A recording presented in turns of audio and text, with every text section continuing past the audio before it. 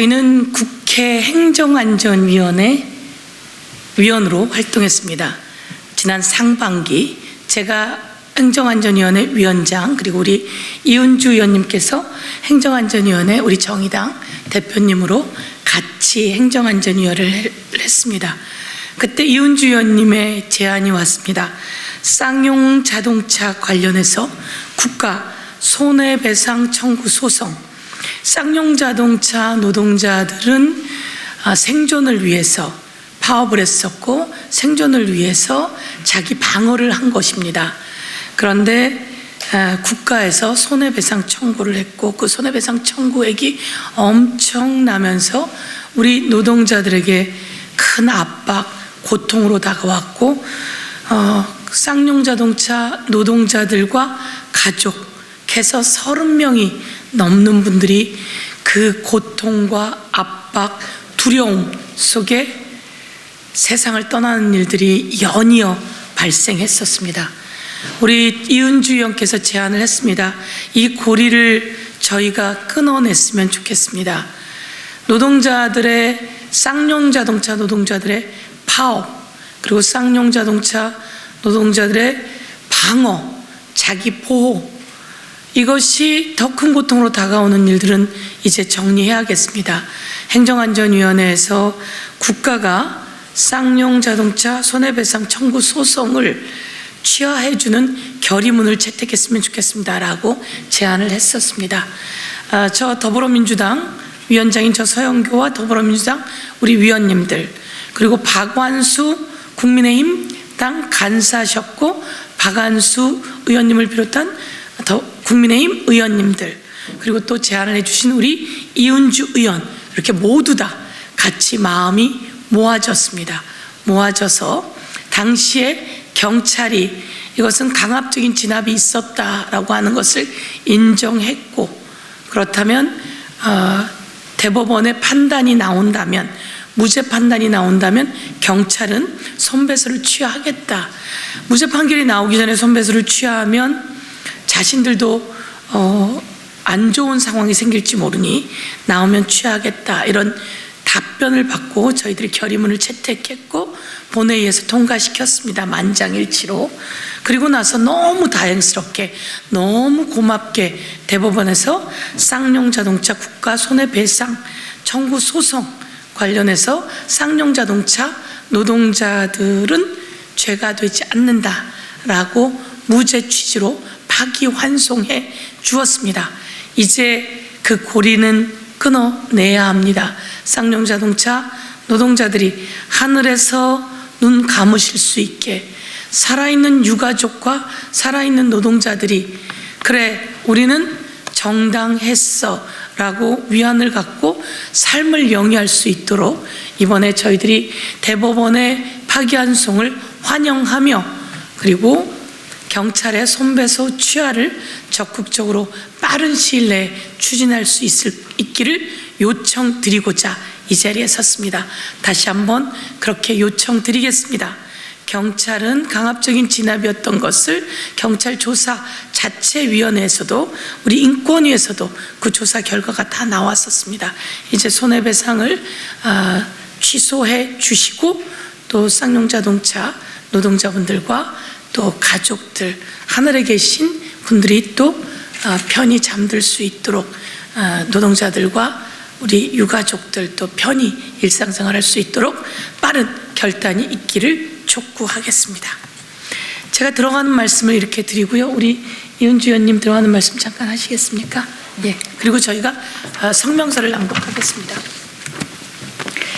네. 앞서 우리 존경하는 서영교 위원장님께서 말씀하셨던 것처럼 21대 국회의원 117명이 공동 발의하고 그리고 행안위에서 만장일치로 통과된 쌍용 자동차 국가 손배소 취하 결의안이 국회 본회의를 통과한 지 8개월, 그리고 쌍용 자동차 노동자들의 투쟁이 시작된 지 14년 만에 대법원에서 파기환송 판결을 받았습니다. 네, 너무 늦어서 미안하고 버텨주어서 고마울 따름입니다. 하지만 그 사이에 이 세상을 떠나신 분들이 30여 명이 넘습니다. 함께 기쁨을 나눌 수 없는 상황입니다. 지난 13년의 과정을 통해 쟁의행위에 대한 손배소가 노동조합을 넘어서 인간성 그 자체를 위협한다는 점을 우리 사회는 확인한 것입니다. 그래서 국회는 오늘 오전에도 그랬고 지금 노란봉투법 입법을 위해서 또 온 논의를 집중하고 있습니다.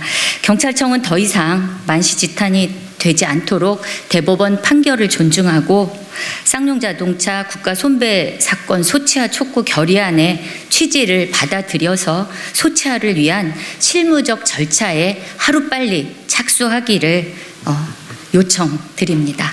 네. 존경하는 국민 여러분, 저희 21대 전반기 행정안전위원회 위원들은 2009년 쌍용자동차 사태 이후 13년이 흐른 지금도 계속되고 있는 노동자들의 고통에 입법자로서의 책임을 다하기 위해 이 자리에 섰습니다.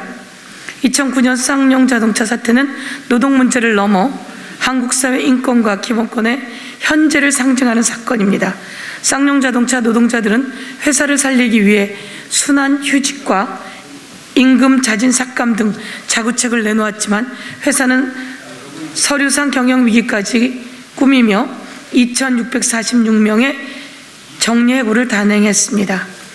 회사가 동원한 용역 경비대와 국가가 투입한 경찰 특공대의 폭력 진압에 쓰러진 노동자들은 파업 이후 국가와 회사가 제기한 수십억대 손해배상 소송과 가압류에 다시 쓰러지며 33명의 동료와 가족을 잃어야 했습니다. 이 형언할 수 없는 처절한 인내와 고통의 시간을 이제 정말 끝내야 합니다. 얼마 전 대법원은 국가가 쌍용자동차 노동자들을 상대로 낸 손해배상 소송을 파기환송했습니다. 대법원은 헬기와 기중기 등 경찰 장비를 이용한 경찰의 과잉 진압을 직무 범위를 벗어난 위법 행위로 규정하며 경찰 진압에 대응했던 노동자들의 행위를 정당방위로 판단해 주었습니다. 대법원의 판결은 2018년 경찰권 인권침해 사건 진상조사 특위 결과 국가인권회의 의견서와 맥을 같이 하는 상식적인 판결이며 동시에 작년 9월 여야 합의로 국회를 통과한 쌍용자동차 국가 손해배상 사건 소치와 촉구 결의안을 존중한 가장 책임있는 판결입니다. 저희는 대법원의 이번 판결을 환영합니다. 입법자로서 이번 판결을 고통의 해소와 치유의 시간으로 만들어가겠다는 다짐을 드립니다. 그 첫 단추는 바로 경찰청의 국가 손해배상 소송 취하가 돼야 합니다. 이번 대법원 판결로 쌍용 자동차 사태가 완전히 마무리된 게 아닙니다. 아직 대법원 판결에 따른 서울고법의 손해배상액 재산정 절차가 남아 있습니다. 13년 희망 고문이 다시 14년이 될지 15년이 될지 누구도 예측할 수 없습니다. 가혹한 희망 고문을 끝낼 확실한 수단은 소송 취하라는 경찰청의 결단입니다.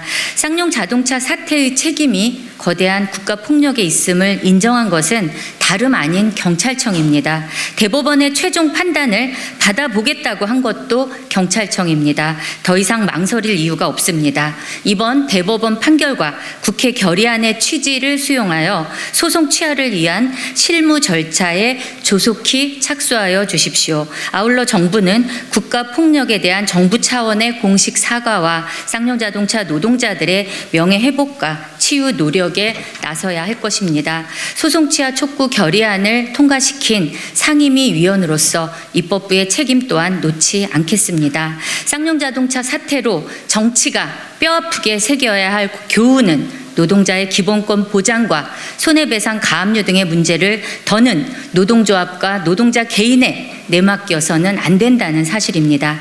이번 대법원 판결이 있기까지 국가폭력을 인정한 경찰청과 국가인권위 등 정부 기관 그리고 소송 취하 촉구 결의안과 탄원서를 제출한 국회의 노력이 있었습니다. 그 자체로 하나의 사회적 합의 과정을 밟은 것입니다. 이제 국회는 노동존중 사회라는 더 넓은 사회적 합의에 나설 것입니다. 절대 다수의 시민인 노동자의 기본권이 곧 가장 큰 사회적 이익임을 명심하고 쌍용 자동차 사태와 같은 사회적 비극을 다시는 되풀이하지 않도록 입법자로서 최선의 노력을 다할 것입니다. 2022년 12월 5일 21대 전반기 행정안전위원회 위원 1동